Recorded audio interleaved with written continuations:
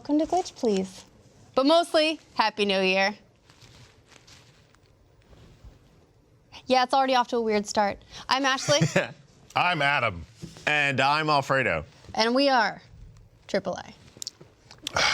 You have to. Power device. It's a band name. You now have to pay extra to get Ryan or Gus. Damn, what's the deal? They are the DLC. Yeah, no, I don't know. Ryan might join us later. Apparently, he's at the optometrist. I need to do that too. Yeah. Oh man, these Me- eyes. What's up with your eyes, dude? They're just getting a little, just a Little shitty? slight shittiness in them. I have contacts. They suck. So I'm just a little bit nearsighted, and I got a prescription for contacts a few years ago. I'm terrible at putting contacts in, so I mostly just never do it. You just gotta like clockwork orange your eyes open with some metal clamps and just right Yeah, in that there. sounds great. Or I could not. I mean, I don't know. It's weird. Some people just cannot put contacts in. Adam Baird was one of those people. Like, he bought contacts, and like I was there when he tried to put them in for like the second time, and he was there for like 45 minutes, like trying to get it in his eye. He just could not keep his eye open. Maybe his eyes are just very protective of themselves. Ain't nothing wrong Some with people that. can't do it. Yeah, so we've been off for a couple of weeks. Our last week's episode was pre-recorded as well, so it's been a while. We've all been chilling out. What a break. What a break it was. Lots of time for video games and catching up and all the games we missed. I can tell you right now that Gus was playing Nier, Yeah. which is great. So he was like catching up on what he missed over the year. And we'll talk to him next week and see what he thought if he got to play the Horizon DLC. Yeah. Since he was super looking forward to that. But yeah, this week so we can talk a little bit about what we got up to over the break. But then there was also crazy news that happened over the break, and it is a new year, and there's a lot to look forward to. So we'll go into all that stuff. But let's start off, with what we were already talking about. Let's start off with talking about what we were playing on break. Yeah.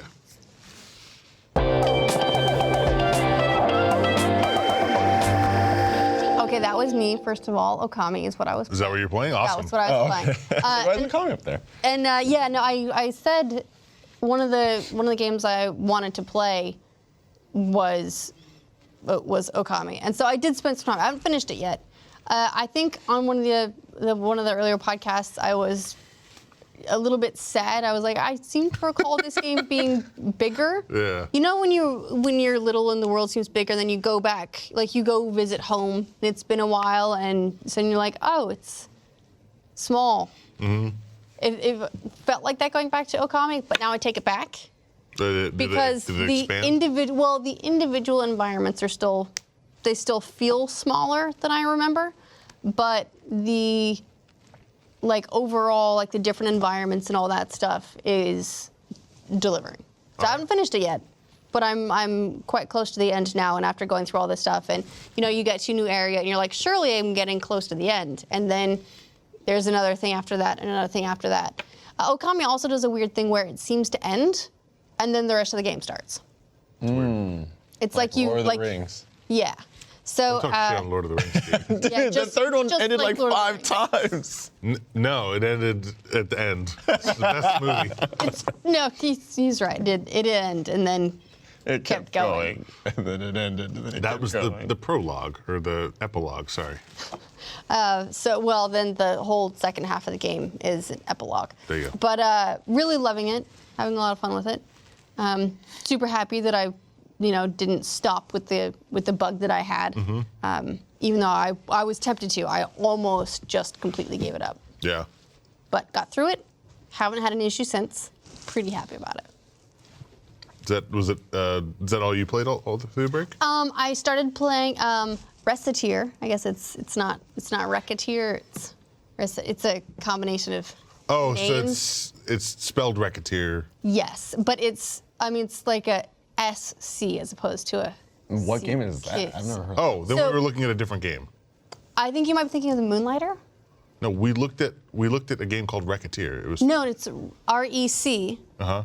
R-E-S-E-T-T, and I lose the spelling from there. Got it. But it's Reciteer. Got it. No. So it's the same game. Okay. It's a game where you so you start off and you're this girl and you have this debt you need to pay off, and you have this item shop, and so you can like set that the does not prices sound fun. of items and everything. What? It's called indentured servitude. It's called Animal Crossing. But so you have like you're running the shop and you need to make enough money to pay off your debt, but you also have to get items, so you go out and explore and can find stuff and get them. So it's really fun. I'm pretty early on into it because I actually had an issue that same sort of thing. I ran into an issue first thing and like put it down. But here's the issue. I had trouble starting the game. Uh-huh. Maybe this goes back to the post-show topic that if you're a first member, you can see where you go like, I don't understand. Oh, I'm an idiot. But I had an idea what my issue was. I just couldn't. I was just too frustrated, and I was like, I shouldn't have to go on the internet to look this up. This is a really basic thing. You can't start the game. So this is an older game. It's like 10 years old or something, I think. And so you load it up. First of all, it was windowed, and that's always like initially go, ooh, okay. So you go to start a game. Well, guess what? Enter is not how you confirm. That's not what it is. You can't just do the up and down arrows and confirm. Mouse, nope. It wasn't working. I couldn't click on new game. None of that was working for some reason. It's like you can use like the up and down arrows, and then it's like Z and C to like confirm or cancel stuff. Geez. Oh, what the? And it's like you had to just find those on the keyboard. You couldn't get into the options to see what they were because you couldn't confirm into the options without knowing what they were. Couldn't you just hook up a Why? controller and play like a normal human? Who said that was a I good didn't play the idea? controller. Gotcha. I was just going key bam. That sucks. Yeah, so no, I've now gone back to it, but it took me a cooling off period of like, what the fuck? It does have partial controller support, not full controller support. It's a pretty charming looking game. It's real cute. It's like for its age, it's aged very, very well. Super cute. The characters are all really great. I'm loving it so far. Again, very early on, since it took me some time to get back to it. Mm-hmm. But So did yeah, you get out of debt? not yet. But I guess I'm looking forward to it. I've heard that once you get out of debt, it gets better from there. Oh, so the game's not Sounds over like when such you get a out weird of debt. start. What? So the game's not over when you get out of debt. Well, like I said, some of that I don't know entirely yet, but that's what I hear. So I will report back next week and let you know All right. how my debt's going. Cool. Yeah. Yeah. How about you, Alfredo? I finally pulled the trigger on the Switch. Yes. I got tired I'm so happy for you. Proud of you. I got tired of going to Michael's house and getting my teeth kicked in Mario Kart by Michael and Gavin. So I was like, no, I'm committed now. I knew I was eventually going to get it because of Pokemon Switch whenever that was supposed to come out or is supposed to come out. So it was more like oh, okay, cool, the holidays are coming up. I got some time. And then it's like a Christmas gift to myself. Mm-hmm. And so I just played Zelda and I haven't picked up Mario yet because I want the time. I want the time and effort put into Zelda first. I got 2 Guardians down on that game. But so I got that, I got Mario Kart, Skyrim, because I haven't played it in a while. And You're buying into the Bethesda bullshit, man. sorry. You're also- feeding them more Skyrim I also titles. got it on God damn it. And then I got Stop. Resident Evil Revelations. Oh, how's that? It's all right, but since I know it's on PC, I felt like I should just got it on PC. All right. I mean, it's still got that like, oh man, like it's scary because it's hard to control to do what I need Right. to do type thing. But it looks good and it plays well. Do you find yourself playing more on TV, or do you find yourself playing like in bed or on the couch on the handheld mode? Oh, one of the big reasons why I got the Switch is because I'm always gaming on my computer. So this was an opportunity for me to just lay down, veg out, or just like on the couch. So I am always on the go. But the handful of times in which I did do like the docked mode for Zelda and Mario Kart, I was like, ooh, it's nice. You know, my Pro Controller. I was gonna say, if you don't have a Pro or anything. Controller, that's the thing you need Yeah. to do next. But Have you traveled with it yet? Because I feel like the first time you travel with a Switch, like on a plane, is the moment it like starts to become the best system ever. That is what I'm waiting for. Yeah. I have like sat in a car while Jackie's getting her nails done and just be like, yeah, shrine, great. baby, shrine. Yeah. So that's pretty much what I did. I Besides love Central. seeing people travel. Like if I like on a plane or something, I'll see someone they've got their Switch like on the tray or whatever it is on the plane, and I'm like, it's one of my people. Yeah. And I don't say anything to them. I just Nope. creep on them a little bit, and like I'm like, what are they playing? Oh yeah, Zelda. Okay, cool. Doing some shrines. Nice. Dude. Nice. And then I will never talk to them. Travel has gotten, like, I'm not a good traveler. First off, I'm huge. I'm a giant man. And sitting in a small airplane seat Hold on, stand up. makes me, like, super anxious. We all standing? I'm wearing heels. I'm bigger than everyone. So I get really anxious sitting in a small plane because I'm just like, I don't want to spill over, and I have to tuck my arms in. So the whole time I'm like this, and I'm just like, this sucks. So I'm gonna try to sleep to make it go faster, and it always sucks. But ever since I got my Switch, I just play games, and it like I get to go into another world, and 2 hours, 3 hours later, yourself. I'm home or I'm where I need to be. It's the best. I love the Switch for that reason. And there's always like some indie game you can pick up to like, if you don't have anything fresh, you just pay $20 and get something for your trip. I need to make an account that's a Japanese account, so I could access that store and whatnot. I was told to do that. So You don't have to do that, but you can do that for the Japanese specific games. Yeah, well, Thought there's I a could couple do of that, demos get and some stuff that are on the demos Japanese and other store. options, and some games you can have like dubbed in English. Yeah. And I was like, okay, why not? You know. I will say a really big disappointment is that we're not getting Monster Hunter on the Switch. World Yeah. Or just Monster? Yeah, a Monster. any, like the other Monster Hunters, like XX or something. Double Cross, I believe. XX is coming out on, is just in Japan, not in America, right?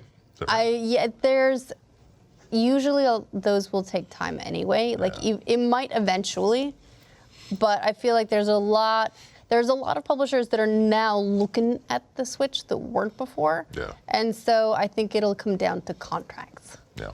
Contracts and processing power. Yeah, I mean, I did play the beta on PS4 for Monster Hunter World, and it did, like when monsters are at like a small, like a little bit more than a short distance, they do that like slideshow effect where they're kind of moving like stop motion-y, you know? no good. So That I is can no good. imagine on a Nintendo Switch they might even have more of that. I've never played Monster Hunter, but I'm very excited to pick it up on PC, or at least test it out on PC. Well, it's not coming out I until at know. least autumn, if not later, which A sucks. So while. I'm gonna get it on PS4. Yeah, spoiler alert, there are a lot of monsters to hunt. Yeah, that's what you do in the game, by the way, is you hunt monsters. And then you get to like wear their armor or something, or use them as material for armor. you carve up the animals into small pieces and like attach it them to other already. pieces of themselves. I like it. And you will have. It's a sword. difficult, right? Like it's a hard game.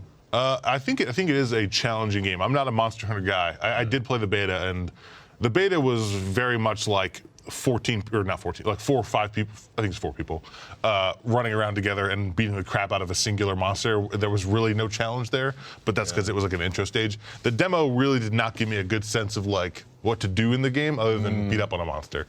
But I'm excited to get into it. Yeah, it looks stunning though.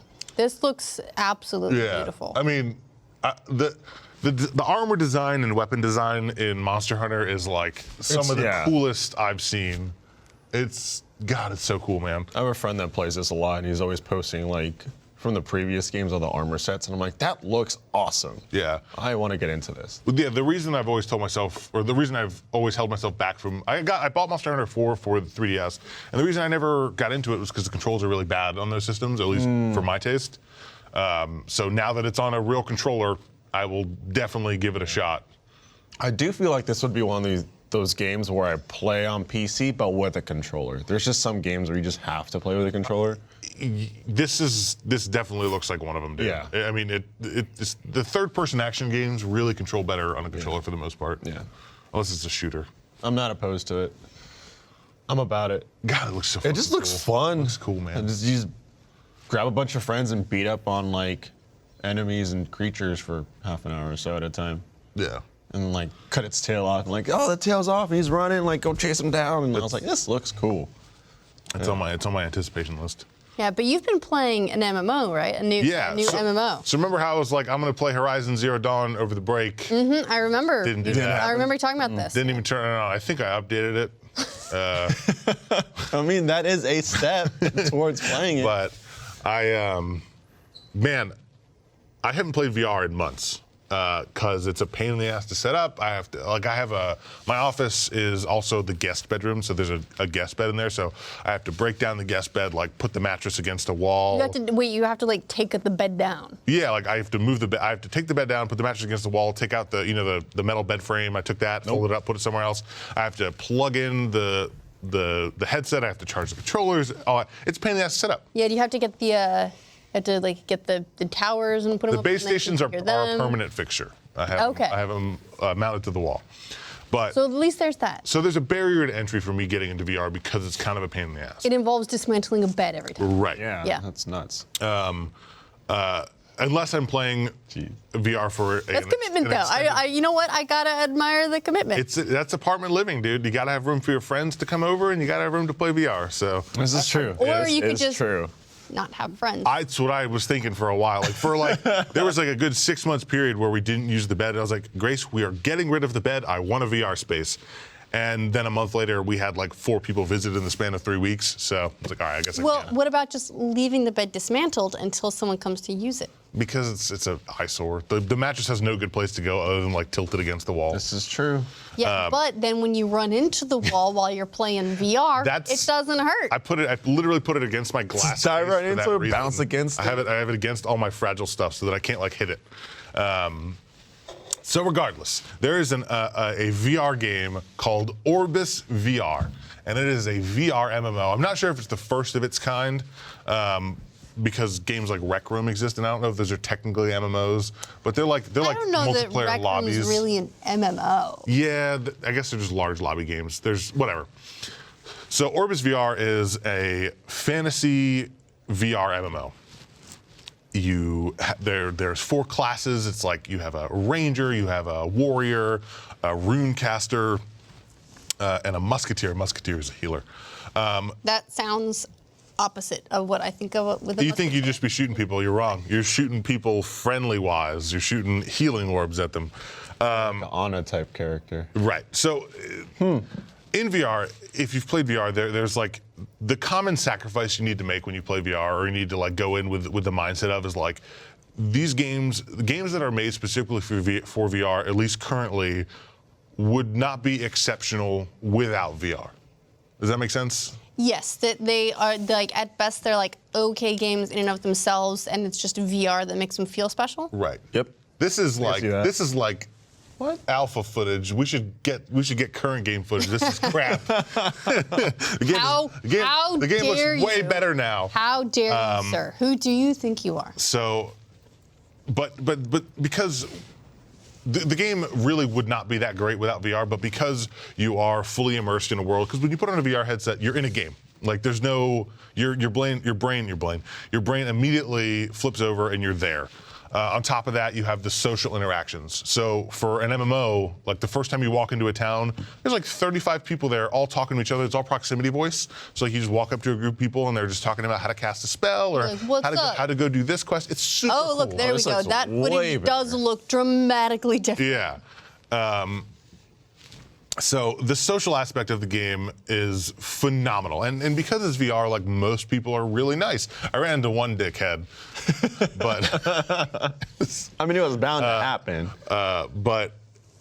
And If there wasn't one dickhead, would you appreciate the nice people? I wouldn't. And then on top of that, you have the physical. How is that? That's a red tail. On top of that, you have the physical interactions with the world. So everything you do, like you swing a sword, you're physically doing it. You block an attack, you're physically doing it. You shoot an arrow, you're physically doing it.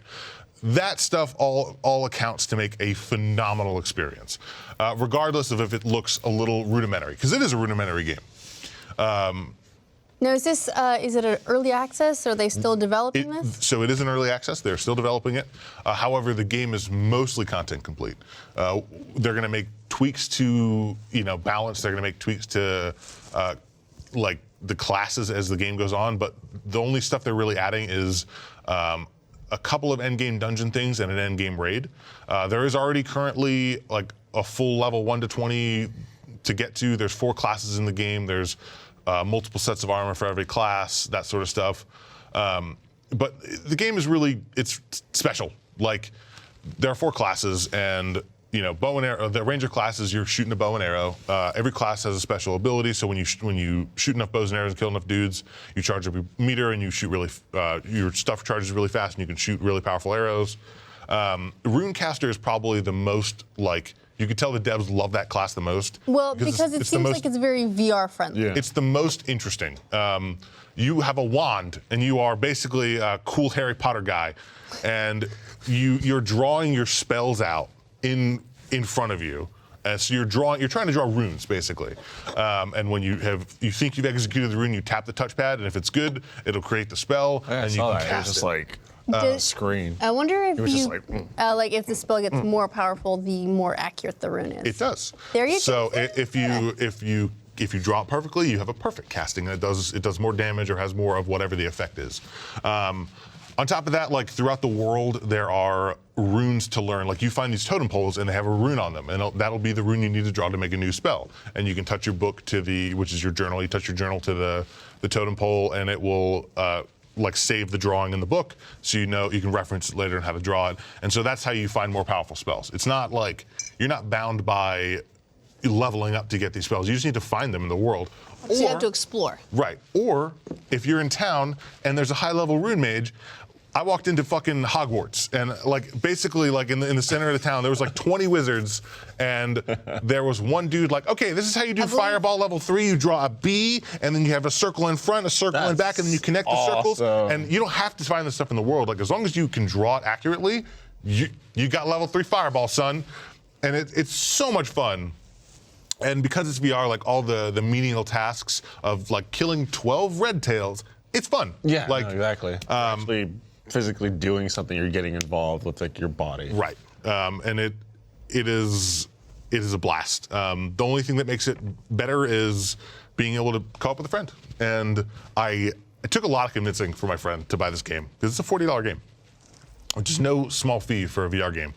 But if you have a VR system, this is a game worth getting. Period. You think this is going to be like a killer app? For anyone that likes multiplayer experiences and fantasy RPGs, like this is definitely a large step in the right direction for like the VR future. Like supporting games like this will eventually get you to Sword Art Online, or what's the one from Ready Player One, The Oasis. Yeah. So I convinced my friend to get it. I convinced him to spend $40, and he finally downloaded it, and he went to log in, and no matter what he did, like his password wouldn't work. No. So he went to the website and logged in with that same password, and it worked. And he's like, what the fuck? And so we sat there, and it's not an uncommon problem, so people would just reset the password, and it should work.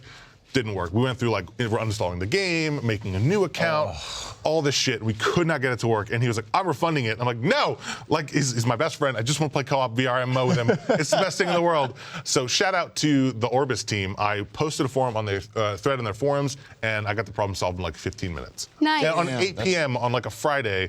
That's an awesome response. Yeah, it was awesome. The devs seem genuinely like really into this game and supporting it. They have a whole content roadmap for what's coming out, including like in-game dungeons, shared dungeons. They're doing in-game like GM-led events by people that work there for all the players.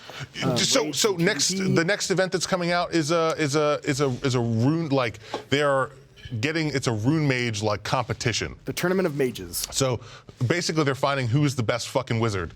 Do you get a goblet of fire? You probably get some special prize. It's so cool. That sounds, like with VR, a lot of the games seem like, I jump into it. It's just like a moment in which I get to play. It's like an experience. Yeah, it's like, it's a short little experience. This actually feels like a fleshed out VR game. That's the thing. I'm with you. Most of the games I've played in VR, I've spent tops like 5 or 6 hours in. Yeah. Because they're cool, but there's not enough content there to keep me coming back. This game I'm 20-something hours into, and I'm only level 7 out of 20. This sounds like the first VR game where I'm like, feeling like I'm missing out here. Yeah. I mean, like I said, it is a pretty rudimentary game. Like, if you content-wise, and this is going to be the most insulting thing I could say about the game, is that if it feels like someone made a MMO for the N64 in terms of like how it looks, how deep the content is. But because it's VR, that content is so like amplified, and the time it takes a long time to level up. The social experiences you get while you're leveling up, like you're about to die, someone comes in and saves you. You can join random people's parties and go on quests together and do stuff that you couldn't do before. There are dungeons to complete with other players. There's going to be a raid. There are world bosses. It's all the stuff that I want out of a VR game. Like it's a legit VR game with tons of playability. Like I have plenty of stuff to do and reason to come back. It is by far the game I played the most on VR, and I will continue to play it until I'm at least max level and have done everything in the game because it's super fun. One of the things about VR games, one of the reasons that it's not always bad if they're short, is that it can get a little bit uncomfortable to wear the VR headsets for long periods of time. Yeah. Have you had an issue like that with Orbus, or does the game make you forget anything? I generally don't have issues with discomfort. In terms of motion sickness, there are two kinds of movement in the game. There's teleport movement, and there is slide locomotion, which for me is perfectly fine, and I think works super well, except for the fact that it feels a little slow, because when you're traversing a giant MMO world at like a walking pace, it's like, motherfucker, I have to walk to this town and then back to this town. This sucks. But other than that, never walk. Yeah. The only other time I felt discomfort was probably about after like 6 hours. The bridge of my nose started to hurt. And I found that if I took my headset off and just played the sound through the speakers, it was a lot better. Because my headset sort of weighs it down a little bit. Or my earphones, my Headphones? Headphones, yeah. Earphones. But that's the only discomfort I had. I really super highly recommend it. And if you want games like this, support this game. Nice. Yeah. Nice. Yeah, they posted a few stats, and they say since early access, the average player time is about 4.5 hours, and there's about 200 people that have put more than 10 hours into the game. Yeah. So you are one of the elites. Yeah. I mean, that game, it's the longest I've ever been in VR. I think I was in there for like 6 hours. It's so much in fun. one session. Yeah, I took like a break to go to Virtual the bathroom reality. and get like a bite of food. But like the only reason I stopped playing after that 6 hours is because I've been standing for 6 hours. I was like, I gotta sit down. But it's such a good game, man. I really, really recommend it. I'll check it out. Yeah. I'll check it out. Bernie's youngest, Teddy, he's now gotten really into Thumper. Oh yeah. But here's the thing. He's playing it on PC. Not in VR or anything, he's just playing it on PC. We have it on PS4 for PSVR. I think he didn't enjoy his first experience trying PSVR. He tried Skyrim, and that was the first time he tried any VR on PlayStation. And I think he didn't have a great experience. So he's just playing this on PC. I'm like, why wouldn't you play this in VR if you can? It's like this very intense experience. VR seems like it's home. Yeah. Why wouldn't you? And he's like, eh. Does it have VR support on PC? I thought for a while it was like exclusive to PlayStation VR. I've only Maybe I'm seen wrong. it in PSVR, but I haven't followed its other releases very carefully because I got it on PSVR. I don't need to. No problem. But it's so weird that like these tiny negative experiences can just put you off something and you just won't try it again. I mean, I can imagine like if the first time I got in VR, I got super sick, I would probably never go back in VR. Yeah. So it's a tough one. Did you play Fallout 4 VR? Because I have not. I'm so No. curious to try it now. Give it a go. Let us know what you think. Let us know what you think. It is 2018.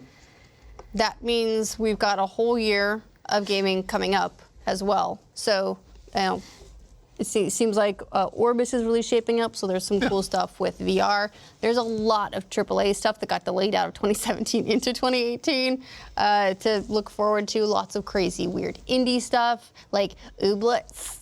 Oh yeah, Ooblets. That game looks cool. Ooblets. Cute. That was like one of my favorite games that we got to see at E3 was Ooblets. But what are you looking forward to? Anything in particular? Let's talk about it.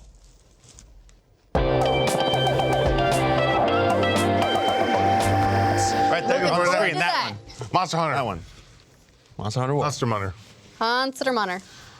I think there's a lot of, like, I was formerly Xbox fanboy, but now I play PC. But in 2018, I'm looking forward to the PlayStation exclusives.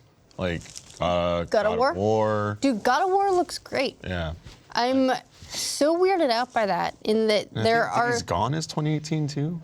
Is that going to be 2018? I wonder if it'll make 2018. It might I not. feel like that one could. I slip. feel like Days Gone, the co-op one with the crazy guy? No, you're thinking of A Way Out. I'm thinking of A Way Out. You're Yeah, right. Way Out. No, yeah, Days Gone is I zombie. remember Days Gone. Yeah, it's the one with the wave of zombies. Yeah, and where they showed the demo of basically the same scenario with like different weather and such, and it all played out really, really differently. No, the God of War thing. So they said it's like 25 to 30 hours. They were expecting it to be shorter, but in their playtest, everyone just spends more time sort of exploring the openy bits, like the open worldy bits. And so it's 25 to 30 hours. And there was a lot of complaints online that that's not long enough. Oh, I saw the opposite. I saw people complaining that it was too long. Okay, see, because No one's ever happy. you get to just see, you see a corner of the internet and you're like, this is what everyone is saying. But yeah, because the other God of War games are like in the 9 to 12 hour Yeah. range. Yeah. So this is way more ambitious time-wise than any of the other titles. And I was so weirded out by people being like, that's not nearly enough time. Yeah, I feel like people are always going to find something to complain about, but for me, that seems like a plenty of gameplay. Like 25 to 30 hours to me is like an ideal length. Yeah. But people were complaining that it was too short because after X amount of hours you get tired of the combat system and that sort of stuff. But like for me, God of War was as much about like the environmental puzzles and stuff like that as it was about the combat. Like it was just fun to go through and see all the enemy design and like what they could throw at you, because it never really got like repetitive in terms of like what you were fighting, which is more like as interesting as There's actually always some fighting it. big over the top like a creature or something like that. I was Yeah. like, Jesus, how am I gonna tackle this? I'm like, oh yeah, I'm a god. I'm like, Yeah. Sony Matt. apparently confirmed at E3 2017 that Days Gone will be launching in the first half of 2018. Yeah. Yeah, I still feel I can see it slipping. Who If it does knows? come out, that Yeah. would be really great. Yep. But yeah. It looks awesome. PlayStation It just is one of those exclusives. ones that I get the weird slip vibe from. yeah. What else is coming out this year? I know. Red Dead Redemption 2. Is that actually going to come out? I think it's slated for Q2, so probably May. Yes, that's their. They like releasing to do May. Fingers crossed. If that comes out, like, I'm gone. I'm sorry. Yeah, that's the kind of game I would take a day off for.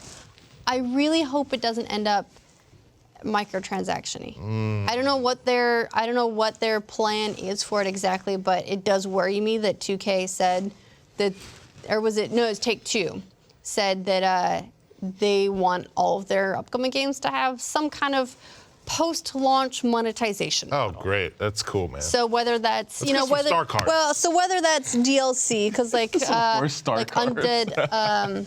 This one's Undead faster. Nightmare was amazing DLC for Red Dead Redemption. You're not wrong. So whether That was they do awesome. something like that, or if they are going to do like a Red Dead Online, because that's what's making so much ongoing money for GTA. Red Dead Redemption Online was really popular. It was pretty cool. I fell off it pretty quick. Yeah. I never touched It was kind of rough because the progression was like the first few levels you just got basic guns, and then like at like level 12 or so you started getting sniper rifles, and being an open world game, people would just sit out there and be like blink, blink, and you. So you would you're basically like screwed. spawn and Yeah. That wasn't die. balanced pretty Yeah. well enough. Yeah, it felt like an early concept of where they've then built out something like GTA Online.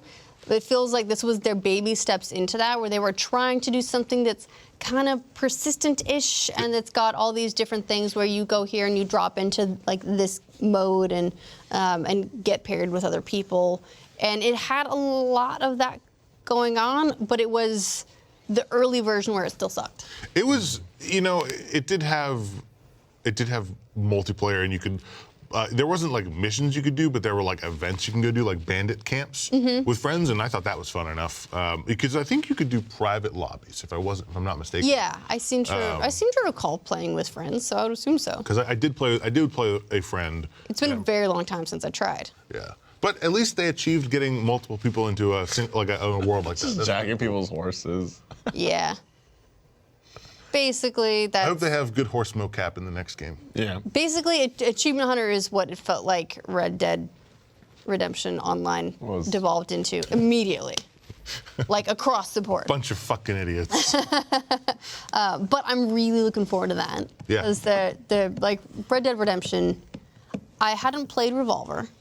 I'm not even sure what it was that spurred me to play Redemption except horses, Western. Yeah, Wild West Cool. games, man. And I was like, it yanked me in and didn't let go until, you know, I don't know, dozens and dozens of hours later. So I was forgetting a game, Anthem, too. Anthem. That game is not going to come out. I believe that will not come out. I'm skeptical about Anthem. I am very skeptical, but I want to know more. I want to know more. I worry that it's going to be some sort like a loot box nightmare because I think they've confirmed that they're doing microtransaction-y stuff in it. Bioware needs to do something smart and not this. Well, yeah, like I want to see what they sacrificed Mass Effect for. Yep. I have hopes for it, but yeah, I wouldn't be surprised if it didn't turn out too great. Spider-Man looks amazing. Spider-Man looks That Seriously. very excited about that Golly. one. Holy crap, that looks. they're I mean, just 'cause doing it it's- right. Yeah, I mean they do great traversal because it's the same team that did Sunset Overdrive, right? Same studio. Yep. And I loved the traversal in Sunset Overdrive was fantastic. I could just spend hours running around in that world because it was so much fun, and you'd always just come up on something interesting to do. It was a great kind of game for that, and so when I imagine that kind of world but built in Spider-Man, I'm an instant yes. Insomniac says the world is several times larger than Sunset Overdrive's setting as well, so it's going to be a pretty big game. The Good. Sunset Overdrive world felt big. It was huge. It felt enormous. It felt like just like almost to an intimidating degree where I was like, I don't know if I'm ever going to be able to get through all this. So, I'm super excited about it. I think it'll be fun. Yeah. I think it'll be fun.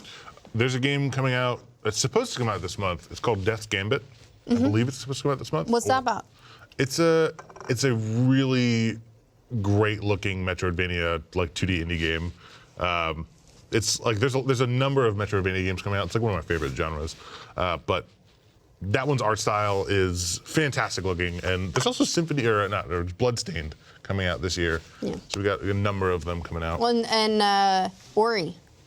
Ori 2. Yeah. Oh shit! I Game looks- don't want to. I'm not gonna get in the game. I don't want to cry. I'm gonna cry so bad. So, did you ever play Ori and the Blind Forest, Alfredo? Yeah, I dabbled in it a bit. Oh, The beginning of It that just game looks- is Ori full looks of beautiful. sad. This is Death's Gambit. this is Death's Gambit. Okay. man. Yeah, it looks cool. Yeah, it it looks classic. I'm very, very excited for it. Yeah. And Monster Hunter is coming out, and that is definitely a game I hope I get into because I'm gonna buy it. So better be you good. hope that you enjoy it. I hope I enjoy what I purchase. I think it's one of those games that I'm really gonna need like a friend that has already played Monster Hunter to sort of show me the ropes so I can understand how to get into it. That's what I feel like with World of Warcraft, where I was like, I want to get into WoW, but I need a Sherpa. Yeah. I need someone to like You hold need my someone hand to and walk to me show through you the world. what's going on. Man, I want to play WoW again too. Nope. I don't have. Let's start a don't have the time. Glitch Please WoW guild. All right, tweet Adam about that. Yep. Here we go. You guys can create a guild. Is Biomutant coming out this year? I'm looking at you like you have six looking- heads because I haven't heard of Biomutant. Oh no, Biomutant is so they showed it off at it was maybe Gamescom? I think it was Gamescom. Where they showed off it's the cute, think of it like the Rocket Raccoon in like this big ass crazy world. You remember that? Okay, yeah. It looks kind of like a mini-esque Monster Hunter. It says the initial release date is 2018. 2018. Okay, so I can see that slipping because we haven't seen anything else since, unless they do one of those cool mic drops at E3 where they're like, "Hey, here's the game. Boom. By the way, gonna be out holiday." Bang. But it looks great. The graphics look beautiful. I love what they're doing with the world. I like animals. Being smart animals with weapons is like instantly my jam. But that one looks really promising, really, really great. And finally, maybe Ni no Kuni 2. Oh yeah. Wasn't there a video of someone going through a demo that just got posted? Yes. I haven't watched it yet. Yeah. It was supposed so- to come out this month, and it got delayed by 2 months. I believe it comes out in March now. Yeah, so it was coming That'll out in happen this year. 2017, got delayed to this month. Now it got delayed again. So, but it seems like the delays are getting a little bit shorter each time. Is that So PS4? Yeah, it's gonna be PS4. So, did you play the first one at all on PS3? I think I played like a couple hours of it. Okay, so it's level 5, I think, and it's they work with Studio Ghibli, so it's got that that art style. Yeah. And the first one was a ton of fun. It was a kind of, it was a party based RPG, and then like you get the different you get these like different little monster buddies, and then they determine your class essentially, because whichever one you use, they'll have like their different elements and so on, and so you then use them in combat, and they're strong against different stuff, pretty typical stuff. But it was all really, really charming, and then you can grow them up and like evolve them into different stuff. So think of a little bit. Okay. Think of it as a JRPG open world crossed with Pokemon elements crossed with Studio Ghibli. Mm-hmm. Yeah, the art style is outstanding. It looks like the game is also coming to PC. Oh, And in the PC. same day and date? I believe so, yeah. Oh, shit. Well, So that's it good. is available March 23rd. That's good. Fingers crossed. I've been waiting for this one for a very long time. looks so feels pretty, like. dude. Looks really good. And if you haven't played Visually. the first one, I do highly recommend it. It's not a perfect game. There were a couple camera issues, and there were a couple things that could have been better. Oh my god. But overall, So pretty. amazing, and it looks beautiful. Oh, he blocked it like it was no Yeah, he's thing. got an umbrella. You can stand under He's my got an umbrella. He's good. Yeah, those are the ones on my list. Also,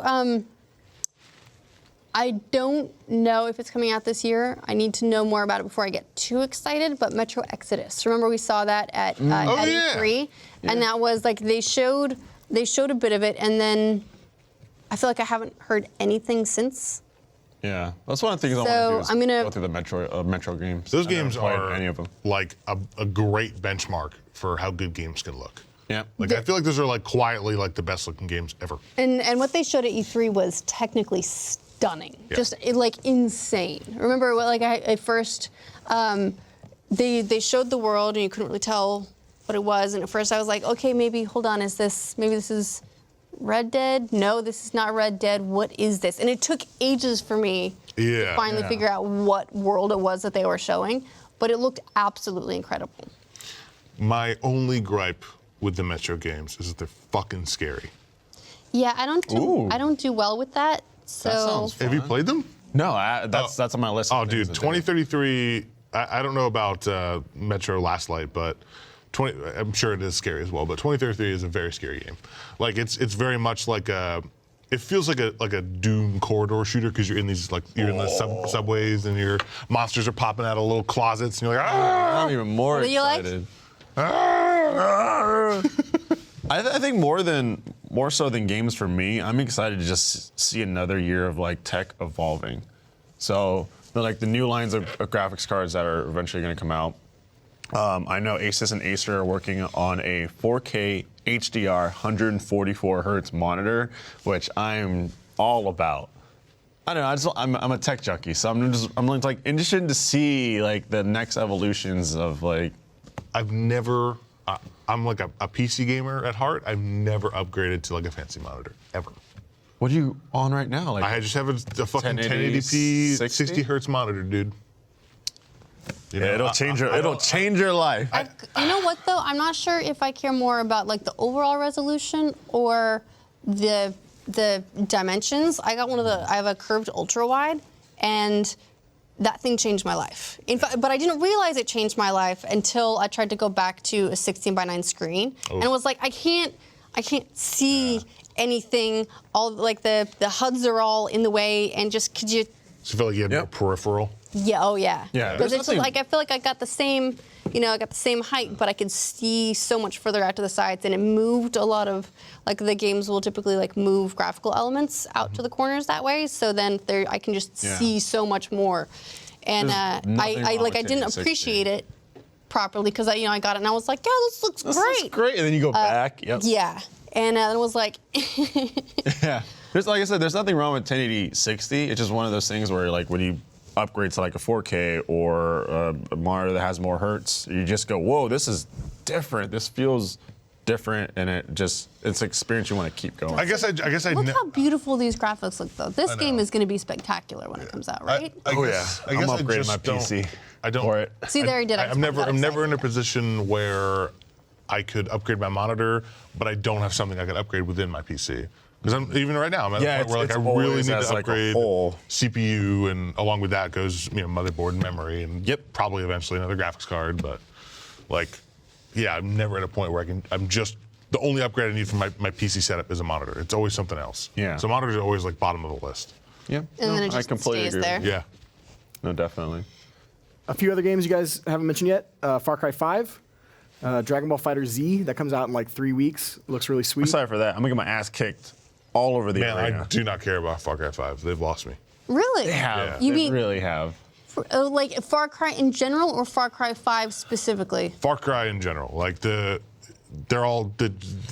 the same game with like Far Cry 3 and 4 were like the same game to me, with like you got like a gyrocopter thing. That was it. I don't. The games are way too similar. I need like more design changes. Well, do you feel like the setting and the different stuff that they're introducing, that's not enough for you? No, I mean I don't really actually care for the setting. Okay. Like I like jungles more than I like this is Wisconsin or something like that, Montana. Something weird American setting. Montana It's in sounds America. right. It's Kentucky or Wisconsin. Kentucky, Wisconsin. Something like Montana. Yeah, Montana. There you go. I don't care for the setting. Yeah. For Far Cry 5, to be honest. I always think it's cool when games do bring it back home, though, because we're not used to games where a lot of bad things happen in the U.S. Yeah. I mean, unless you're like GTA, which I don't really count. You don't count the mass murderers that are running around Los Santos. There's there have been a couple. What was the one that I keep wanting to say Homeland, and it's not Homeland. It's Homefront. Homefront. There we go. All right. See, I got there.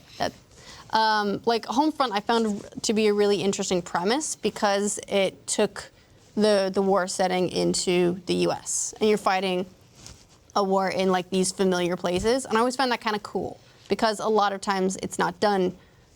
War games, you're going somewhere else, and there's just like there's a bad guy in an exotic country, and let's go that way. So I find it to some degree exotic for that to come home. Wolf 2 is America, right? Just a Nazi-controlled America. Have you played it? Yeah. Yeah, haven't finished it. I played like the first 2 hours. I didn't play more of it. It's good. I enjoy that game. That was a really good game of 2017. I appreciate that Far Cry changes up their settings. I think it's like, you had Primal and now you have the American Oh God, let's setting. not talk about Primal.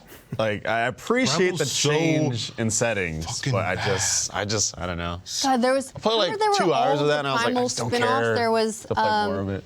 God, how many spin-offs were there was Xbox, and then there was a Wii Far Cry. Remember that? It's like. Yep. That was a Wii Far Cry. Oh yeah, it was That like doesn't Far sound good Cry. at all. There's Far Cry Instinct's Predator, and that was the one where you can like inject yourself with something, and then you get all like beastie, and you can smell people, and you can like rush up on them and then claw them. This was a Far Cry game. Interesting. There's a Far Cry arcade cabinet that's it's a Paradise Lost. It's a 2-player light gun rail shooter. That was released 2007. I like the Far Cry where you got malaria. 2. Yes, Far Cry 2. Yeah, we also got Sea of Thieves. We got Detroit Becoming Human. I'm excited about Sea of Thieves. Sea of Thieves seems like a I want to be excited about Sea of Thieves. I think the trick is going to be getting a good friend group together for Sea of Thieves because it's got the rare charm graphics wise. Everything about it seems like a lot of fun. It seems like there's like cool quests and high seas and being pirates and you can all share a ship and it's all really great. But unless you want to be on a little sloop all by yourself, you need a good friend group. Yep. I'm worried about how long I'll be playing that game for. I feel like it might just be like, oh, me and my friends played it for like 4 hours, we had a blast, and then we're never going to come back to it whatsoever. I mean, it really depends on how deep the progression is. Yep. Because if you're just getting gold out of those treasure chests, then I don't care. Yep. Like you need to give me like reasons to keep finding more treasure. to we'll keep see. fighting other players for Yeah. it too. Yeah. But I'm not saying it looks bad because it looks kind No, of it looks great. It looks awesome. It looks great. In fact, this is one that I feel like would be super awesome with VR support. Yeah. But that might just be because I really like the graphics style, and I would love to see that graphic style all around You me. can get seasick in VR. I could get seasick in VR. That would be revolutionary. Yeah, man. But this does seem like it's gonna be cool, and this is coming out what, March, right? March. Yeah. Yep. So, and the outfit and everything that they had was spectacular. Yeah. It's definitely gonna be a game where like, I feel it's gonna be one of those types of games where it's as fun as you make it out to be in a way. Where it's kind of like PC had this game that was similar called Black Wake, where you're on a ship and you're just fighting other people, and it was only as fun as you made it out to be. So I feel like with this, it's like fighting other people, maybe boarding them, whatnot. Like it's gonna be fun with your friends, doing it with friends. Yeah. Yeah. But if you don't get that, it couldn't Like imagine like maybe not hook you. Guiding a ship and going to get treasure all by yourself. That doesn't sound fun at all. Right. So, I mean, unless you're Jack Sparrow, that sounds awesome. Man. That's Come true. on. You have the smallest, dinkiest ship. Yeah. It's like, Well, and there's there's the other pirate game coming out, Blood and Sales?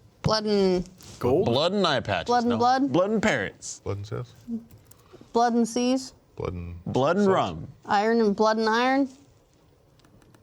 Sausage? Blood and sail. It's the finding Ubisoft anything. game. We saw it at E3, Blood and anchors. and it was like here's Sea of Thieves. This is the super cartoony kind of like fun looking Skull and Bones. Blood and Skulls. Skull and Iron blood and and bones. Blood and Iron, Skull and Bones. Blood and skull. Thank you.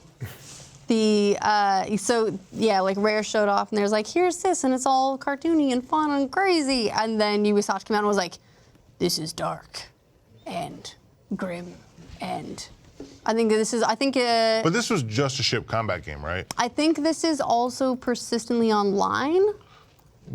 But it's But- all focused on ship combat. Like the thing that's appealing to me about Sea of Thieves is that like that is not the only thing. Like There's a bunch of you get off adventuring the to be ship done. and you go on the. No, Ubisoft has said that there's other things to do in this. Okay. It seems like what they focused on at E3 was the ship combat, but they've said that there are other things you can do. It's still like a shared world or something, but they've got things that you can go do, like campaign type stuff. Whichever Players take game has control like of a- Kraken, that'll get me. Yeah, it says players take control of a customizable pirate captain and may choose to set sail the Indian Ocean by themselves or set off in a single-player campaign. Yeah. So yeah. But I think the single player campaign might still be in the shared world. Okay. I mentioned this before. I feel like 2018 is going to be the year of just like battlegrounds games. Whereas like E3 is like, oh, we have a battleground Paladins this. just announced. Paladins just Paladins announced a Battleground. battlegrounds mode. That makes no sense You're gonna have- whatsoever. Brendan Green's That's a- got to be just like, There's gonna be some. I mean, what, That what game is Brendan like Green care? How Overwatch, much money does that dude and have now there's a a lot. battleground Yeah. version of it. Like that just seems like a straight up just, hey, the Paladins is not doing well. Like we gotta cash in on what's look, big. you and know what's what hot. though? Worked for Fortnite. It did, but man, just Worked for Fortnite. It's not. But- It's not. It is a cash in, but I mean, It depends. There's so many games that are going to But- do this though. Like, Oh, There they're are. all going to cash in on it. In fact, I think it's going to be one of those things where it's going to become like a mode in every game. yeah. I mean, why not? But there's a any different- multiplayer shooter that has an infrastructure like this doesn't seem like that much of a stretch to add on. yeah. But there's a big difference between like, hey, we're releasing a game that is a battlegrounds game, or hey, we're releasing a game and it has a battlegrounds game mode. And this game has been out for a minute, and now we have a battleground. I don't think that's such a bad thing. I think adding a mode like that. It worked out for Fortnite. I mean, yeah. I mean, like that's how Battlegrounds games got their start was in Yeah, the it was a DayZ mod, yeah. But I think that's a good thing. I think it's a great way for people like me that don't only want to play the battle royale modes, and being able to like play like a fantasy game, and then suddenly there's a fantasy battle royale mode, which is exactly what I would want. Yeah. Like I like the idea of a game that doesn't just have a battle royale mode, but can still do a great version of their own. Oh yeah, I mean, I'm all about competition, like breeding competition, so that way, you could force game developers to try to revolutionize. See, this looks kind of fucking awesome. I think what it's going to come down to long term is what they do to twist the formula. Like the one thing that that Fortnite has that's different than Battlegrounds is they've got a building element. Mm-hmm. Like you can actually build stuff out, and that's cool and that's unique, and that gives it like their own spin on it. And then I guess what Paladins is going to do is make it it's a hero. Yep. battle royale. It's awesome. Hero base. So Which is gonna you know make we'll get a lot of or those different different people have twists and like different abilities. sub formulas. Yeah. You think Overwatch is going to get Battle Royale mode? Maybe. Who knows? I don't think they need to, especially they're doing the whole Overwatch League. I feel like that's their main focus and push right now. I saw people were pretty upset, or not pretty upset, pretty disappointed with the most recent update that they put out, like the New Year's update, because they basically just said like, we're gonna do the next few events. They're gonna be slightly different, like new heroes, new maps, nothing that like really excited people came out of that announcement. People were like, well, I kind of want something new now. So who knows? They did mention that there's like a Year of the Dog event they're working on, but they haven't mentioned what that event is. But it's supposed to be different from what they've usually done. That's kind of the only thing they've mentioned that'll be out of the norm. It's actually there's a new dog fighting mode. Yeah. Yeah. Everyone's on all fours, just barking at each No. other. You all turn into dogs and fight. Yep. Or you're in F-14 Tomcats and you're. All right. Well, there's a lot of things going on besides things like, Paladins announcing that they're doing Battlegrounds. A couple of different things have happened since our last episode of Glitch Please. So you guys want to talk about the news? Let's talk about it. Talk about the news.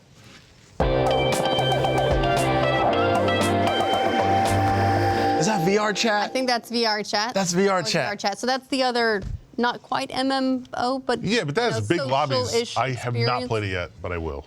Super weird. It is weird, and I love it. But a couple of things happened. Nintendo has just announced that they are the fastest selling console of all time in the U.S. in the first 10 months. So this is a tweet. Actually, they just posted this morning saying, quote, within 10 months, Nintendo Switch has become the fastest selling video game system of all time in the U.S. We And helped that's- that. We bought consoles. Yeah. You're a statistic. I I'm a am. statistic. We're I all a joined the statistic. crew. And so I looked it up. Sony announced the PS4 hit 10 million units sold in August of 2014. That was 9 months after that console launched. Xbox One took about a year to hit the same milestone, but they reported shipped numbers instead of sell-through numbers. So it's a little bit different. So basically, Nintendo must have had a really great holiday. Because remember, last month they announced that they had hit 10 million. Right. Was it last month?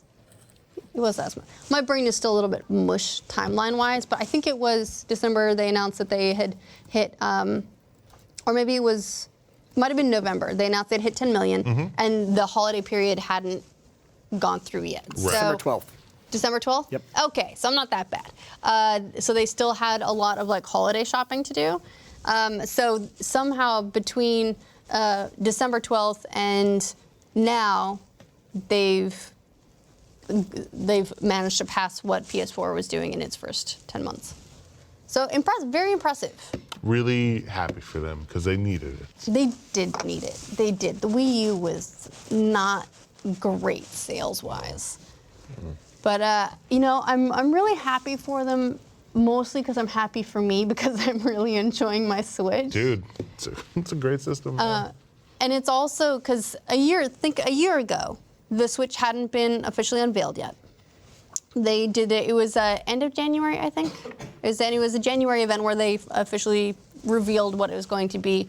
So at this point, a year ago, no one knew how it was going to go exactly. We had a pretty good idea that it was going to involve detachable controllers and some kind of hybrid thing, possibly. But then it was announced, and a lot of skeptics are like, it's underpowered. No one is going to want this. There's no demand. This isn't going to go anywhere. This is the Wii U all over again. And it's not. It's not the Wii U at all. I mean, even leading up to it, I was thinking like, it doesn't have any games at launch really. It had Zelda, but that's also in the Wii U. Like the control stuff looked gimmicky, like everything else Nintendo's done. And like as soon as I Like got the it, I was 1-2 switch stuff. right, the 1-2 switch stuff was the stuff that they were pushing the hardest was probably 1-2 switch stuff, and it looked so stupid. But then like the thing came out, that's amazing. Yeah, it does show that even though there's a very vocal element of people who seem to hate it for being underpowered, or for having less power, and that's somehow, I don't know, insulting that it by its very existence. People get very emotional about wanting it to be bad. It does show that for a lot of people who are playing games, it's the experience, and people are more than willing to take a hit in graphics if the experience is good. Yeah. And they're working with a lot of handicaps. The online still sucks. It sucks. Mario Kart Online's been solid. Yeah, Yeah, but they just delayed their Like subscription Nintendo service. Switch Online subscription stuff because at this point, no one would pay. Nope. No one would pay for this. The online chat, it's not a thing that is. I heard about the setup for Splatoon in chat. It's ridiculous. That sounds I'm sure that stupid. their sales numbers are good enough that like taking the hit for free online play right now is like not a big deal for them. Yeah. So that, like it's better for PR that they don't have paid online right now. Well, it's also, I like to think that the delay means that they've gone back to the drawing board on it a little bit, Yeah. and they realize that the Splatoon solution is not good enough, and they've got to figure something else out. Yeah. Because it's not good enough. It's bad. At that point, why would you not just pull up Discord on your phone and use that instead? Because that's as viable a solution. easier to It's do. having to get your headphones out, and then you got to get splitters, and you have to have all these different things to get your game audio and your chat. It's ridiculous. Yep. And so the fact that they've been able to overcome really weird decisions like that and still do as well as they're doing says a lot about the quality of the gameplay experiences they're putting out. So, props to Nintendo for that. Mm-hmm. I like it. I wish the Switch had Bluetooth. Oh my God, so much. Like, that sucks. So I started, I went back to my Vita over the holiday. I started playing Persona 4 Dancing All Night. I immediately put it down because I was super offended just by the opening. Here's the thing. Have you played any of the Persona games? I started playing 5. I got to the point in 5 where you have a timer. Okay. Well, you know how your first, you need first to do 2-week it. period, yeah. Okay. But you named your character, right? I don't know. You give him a name. Because he's a silent protagonist. He's not voiced or anything. But you name your character. You do in Persona 4 as well. And so I give my dude a name. I like to call him Hero all the time. In Persona 4 Dancing All Night, he's named. They gave him a name. They gave him a name, and it's you. And I'm not okay with it. Why you? Yeah. You. But I'm just I saw that and I was so upset. You had a thing going for you, and they messed it up. Irrationally upset that the dude that they gave him a name because it's it's licensed out kind of, so it's the Dancing All Night. I mean, obviously it's a rhythm game, so it plays out very differently, but it's fully voiced. All the characters have their voices, and it's all handled very differently. So I can see why they would want to do that, so that the character is going to dress you, or your main dude character. But I was just so upset. I was so upset. But you know what the Vita does have? Bluetooth. It really does. And it's wonderful. It really does have Bluetooth stuff for it, isn't it? Really, It really does. really does. yeah. It really does. I know that I'm gonna get to the point where I use my Switch on a plane, and I'm gonna sit there, and it's just gonna it's gonna be awesome. Detached controls, the little what are the little controls called? Joy-Cons? Joy-Cons, yeah. No, Joy-Con. Joy-Con. It's plural.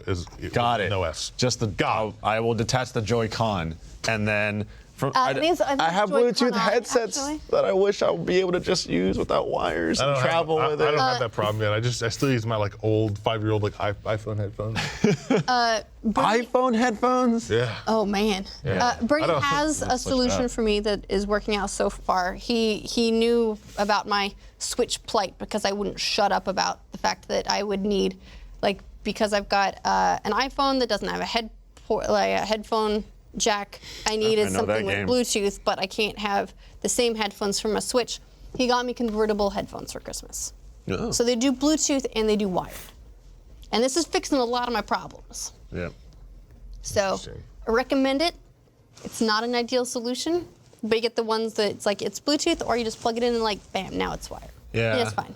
I have those. I have the Shure 535, so they're like earbuds, but you can detach them to if your cable breaks, because earbud cables break all the time. And then you could do I just ordered the Bluetooth like over the neck like version of it, so I can switch back and forth. I just like to be able to just go wireless with my Switch. Yeah, I agree. I would pay for a Bluetooth adapter thing if they would just release something nice, because I looked for a while for Bluetooth like transmitters to use, but they're all these ugly ass dongles that would just like hang off it. Ew. Didn't work, like they didn't seem like a great experience, so I never got one, and I'm just doing the convertible headphones for now. But if they would please just put out an adapter designed for the Switch, I would probably get that. Yeah. Would you? This is a problem I have in the plane, is that sometimes it's annoying to sit here like this. Would you ever consider using a device that let you put the Switch here and like attach to your head, and you just have like a Pro Controller in your hands? I feel like that'd be heavy. No. Like really heavy. No. Because of how you I look? don't think I would do that. 'Cause of how you look? Yes. Yeah, that too. I don't think I Because of care how that I would much. look. I don't think I care that much. I respect that. Other I people's respect that. perceptions. I think You know what? I think you do you. You live your best I life. wonder if that exists. I'm not doing If that it. exists, I'm let me not know. doing that. I want to try it out. Oh man. Well, you know what? You might be a hazardous gamer. Oh yeah. Why? So the World Health Organization Oh boy. has just listed gaming disorders as mental health issues in their new proposed guidelines for the year. Two things. One is hazardous gaming. And this, oh God, I bolded some of the parts that are my favorite. It appreciably increases the risk of harmful physical or mental health consequences to the individual or to others around this individual. Your gaming is hurting your loved ones. It may be from the frequency of gaming, from the amount of time spent on these activities, from the neglect of other activities and priorities, from risky behaviors associated with gaming or its context, from the adverse consequences of gaming. Oh yeah, adverse consequences. Or from the combination of all these things. So, I don't even know what it's saying. It's just saying, like, if there are bad consequences, then this is a hazardous gaming. So, any Disorder? hobby that you do enough that it makes Yeah. you neglect the rest of your life, If I do basketball that all the is time. bad. Don't do it. Yeah. I feel like It's not just gaming. Yeah. It's anything. It does feel weird that they singled out gaming specifically. So they listed two things. One is hazardous gaming, which seems to be a behavior, but then also they listed gaming disorder.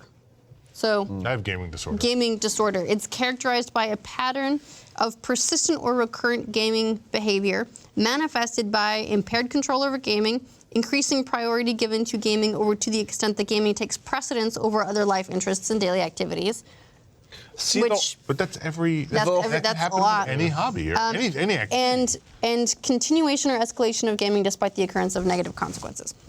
So, but yeah, it absolutely. This is everything. Yeah. If you watch TV instead of doing your life stuff, that's an issue. Yeah. If you exercise to the point where you physically injure yourself, or you're just- not doing, I'm working out. I'm not things. going to work. That sort of thing.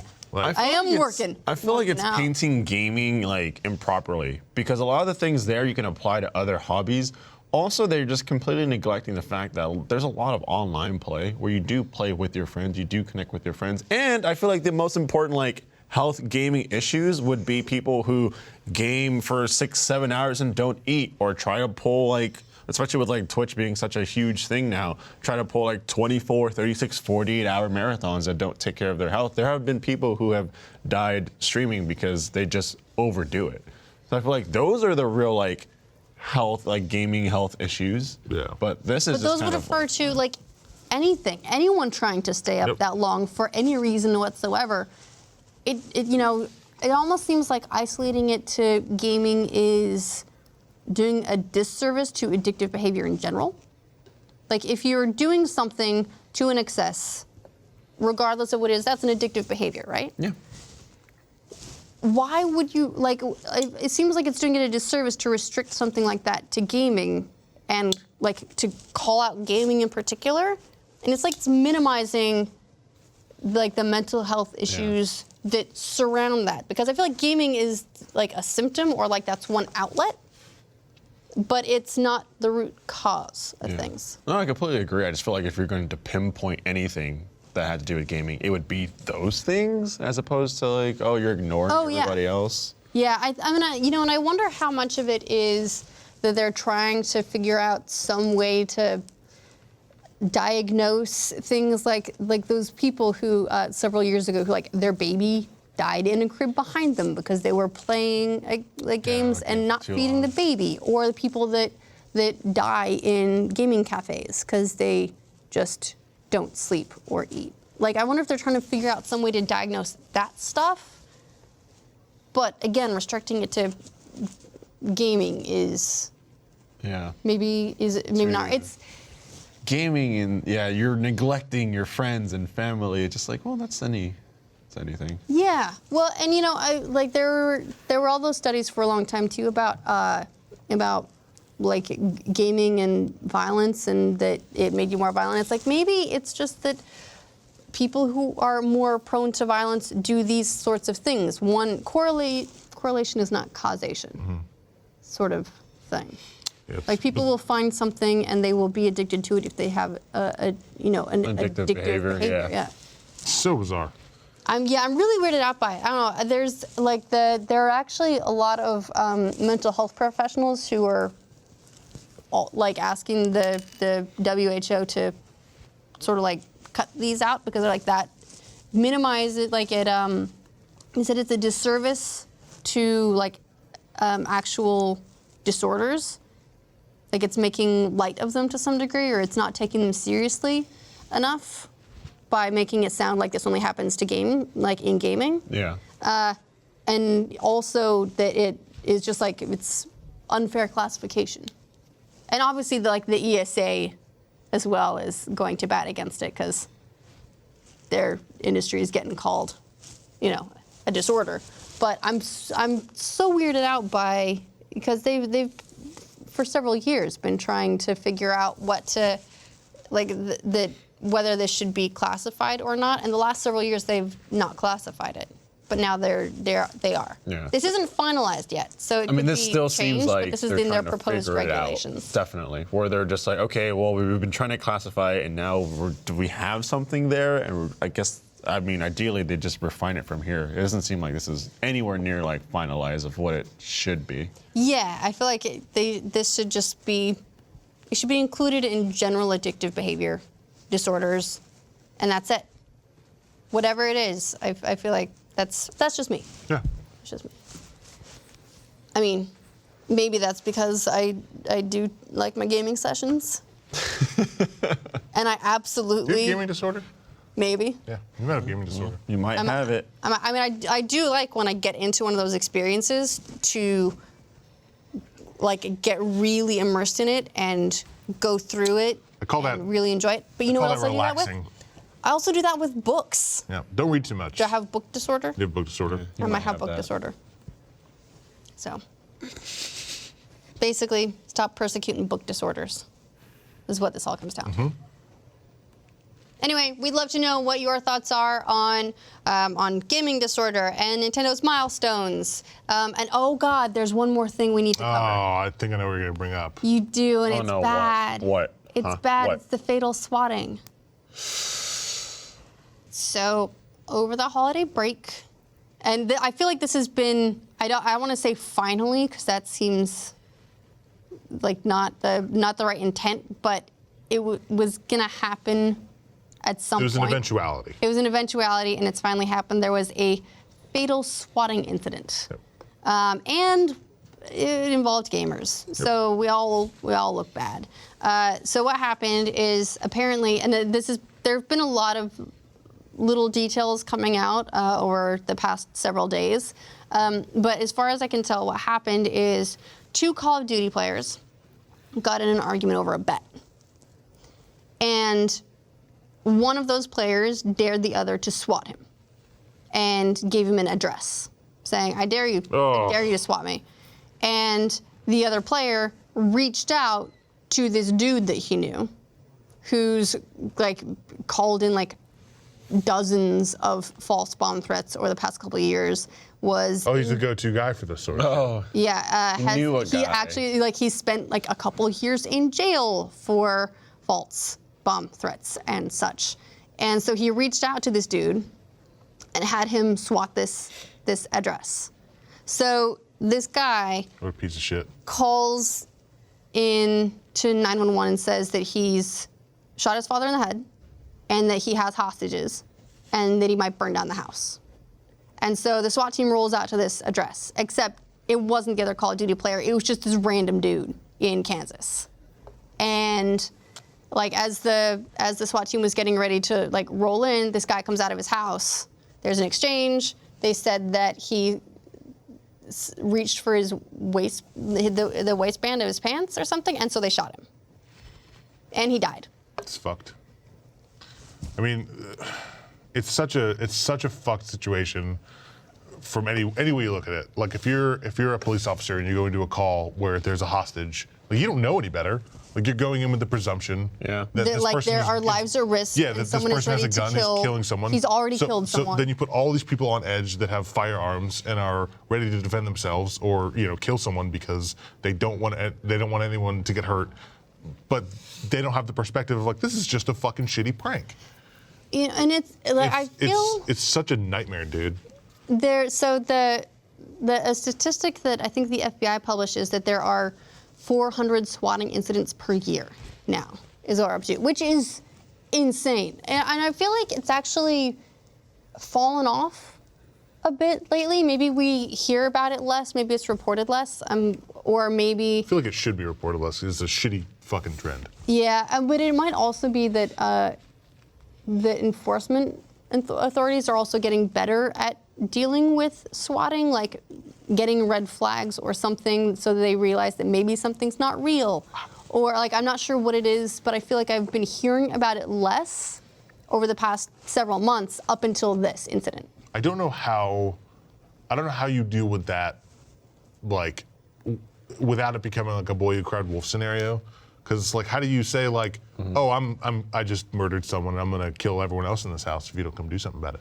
Like, how do you deal with that different? Like, how do you know? It's just Yeah, like, how do you just say, I you can't? kind of like have to go into that situation of like, You there's have to people's lives believe at it. risk, or you're gonna do the one where like, nah, it's a prank and it's not a prank. You have to Right. believe it. You know? As someone who streams 20 to 30 hours a week, Dude, that's a lot of hours. it's scary. Like I've been DDoS before, but with like DDoS and you're just like, oh, okay, like you're sending an enormous amount of packets to my like modem and killing my internet. I'll change it up and that's fine. All you do is just like ruin a couple hours of my life. But with swatting, it's scary. Like you just never know, because you're sitting there, you're doing the thing, and then like just police show up and they don't. What are they gonna do? They're gonna automatically just roll with what they have in front of them, and they have to take it seriously. Yep. So for me, my goal in order to try and protect myself is to go to my local police station and be like, hey, I do what's called Twitch streaming. I play video games live for and explain what I'm doing and explain to them that this is a thing. You know what I mean? Swatting is a thing. This is my address. This is my home. This is what I do. This can eventually be a situation that I'm put in personally. I don't know. I feel like if you're a streamer, taking that incentive to go out there, kind of talk to your local law enforcement, just let them know that like this is my address. This is what I do. This is something that happens. This could happen to me. Just letting you guys try to take any precautions possible. Yeah, and maybe that's why we're seeing less of it as well, as I think a lot of streamers have started to be more proactive with their local law enforcement about that kind of Just have to thing. protect yourself. But like this dude, Yeah, how could there's you- nothing he how could could you- do. how He could had you- no clue. He wasn't involved.